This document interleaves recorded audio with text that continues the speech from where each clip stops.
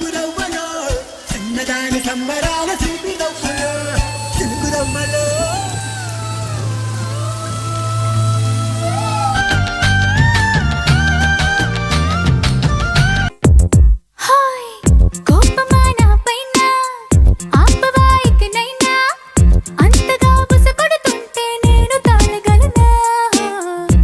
మీరే అన్నారు కదా వర్షం మనల్ని కలుపుతుందని.